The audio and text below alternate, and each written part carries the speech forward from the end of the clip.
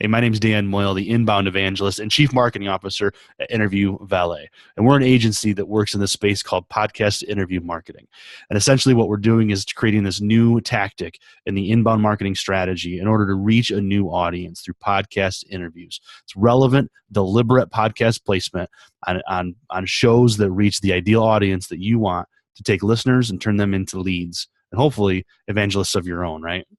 And that's the most important thing about marketing is finding that perfect ideal audience, that buyer persona, and reaching them where they are so that they're ready to hear from you. And that's what podcast interview marketing basically is. So it's prospecting the right podcast. It's talking to them and developing a relationship with that host or having one already. And it's getting on those podcasts to tell your story in the right way and send them back to your website to convert them. And it's a great system, and we love what we do. And what it isn't, it's not simply buying an ad on a podcast. Sure, that works for some, and that's fine. No problem at all.